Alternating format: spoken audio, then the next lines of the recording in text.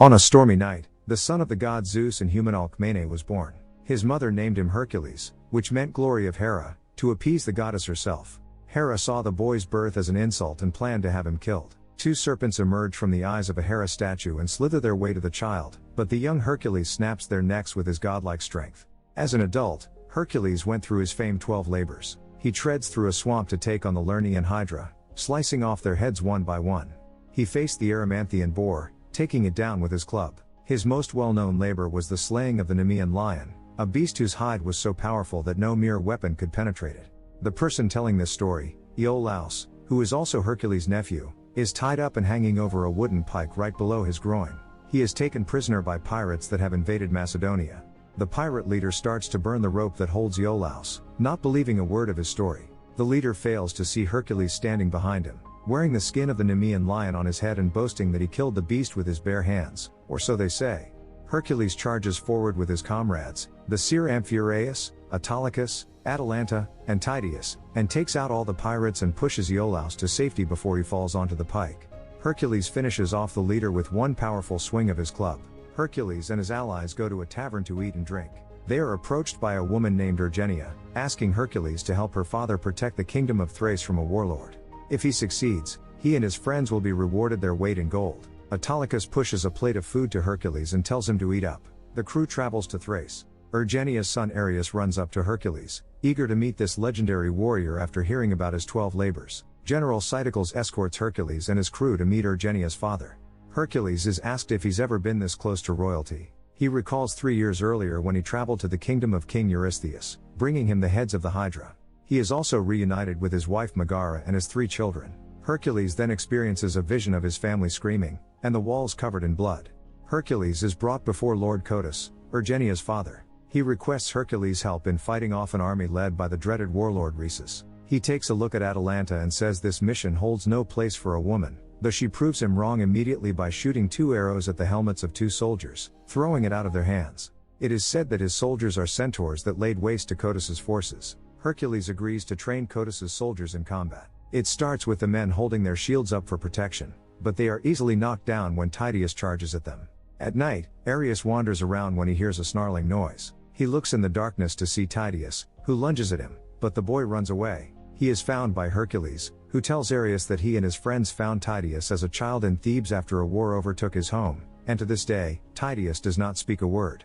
Hercules brings Ares back to his mother, who is in the hospice tending to the wounded and sickly. As a gift, Hercules gives Ares the tooth of the Nemean lion, which excites the boy. Hercules leads the soldiers to the Besai heartland. Iolaus tries to join the soldiers, but Hercules refuses to let him fight. The area has already been ravaged, with countless bodies sprawled everywhere, including young children, and the heads of men mounted on spikes for display. The soldiers come across several fresh bodies, which turn out to be savages that set up a trap for them. The soldiers line up with their shields up, and Hercules breaks off the head of one of Atalanta's arrows. One of the savages charges toward Hercules, and he punches the savage so hard that he flies backwards, with the arrowhead lodged in his skull. The Thracians take on the savages, while Hercules and his crew fight back, leaving Iolaus and Codus to be guarded.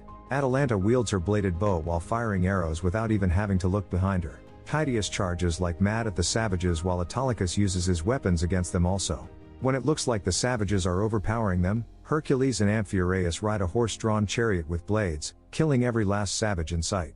The soldiers mourn their fallen, and Iolaus covers Hercules' wounds so that the others won't see him bleed like a mortal. Codus calls out Rhesus, knowing he is behind this, unaware that the warlord is watching from afar. Urgenia tends to Hercules' wounds back in Thrace. When she asks him if he has had a family before, he dodges the subject and sends her away. That night, he hears screaming. He wanders out and sees dead bodies everywhere, including those of his wife and children. Hercules is then faced with the 3-headed dog of Hades, Cerberus. It is only a vision, however, as Tydeus comes by to snap Hercules out of it. This, as Amphiaraus states, has happened before. The next morning, Urgenia finds Hercules' friends and asks Iolaus to tell her the truth about what happened to Hercules' family. Iolaus begins to say that it happened with Hera driving him mad, but Urgenia dismisses that as myth. Regardless, Autolycus tells Urgenia that they all have reason to trust Hercules. Hercules leads the soldiers to Mount Asticus, where they see what appear to be centaurs in the distance. They run toward the Thracians, but they turn out to be simply men riding horses. Rhesus makes his presence known to the soldiers, though Hercules is not the least bit intimidated by him. The Thracians take on Rhesus's men, proving more powerful than before. The opposing army fires flaming arrows at the Thracians. Amphiaraus, thinking his time is coming, stands in there, welcoming death, but not a single arrow hits him.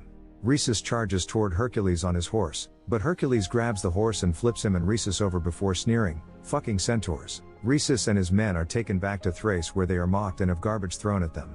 A feast is held, with Rhesus being chained up as a prisoner. Ergenia feels pity for him, and she tries to bring him water, but Codus won't let her. Hercules gets Ergenia alone after seeing her look at Rhesus, and it is learned that it was Codus that orchestrated the whole war to gain power and control over the kingdom, with Rhesus merely having gotten himself involved. Ergenia only wants Ares to be safe, since he will ascend to the throne after Codus dies. She asks Hercules to take the boy with him, but he says no.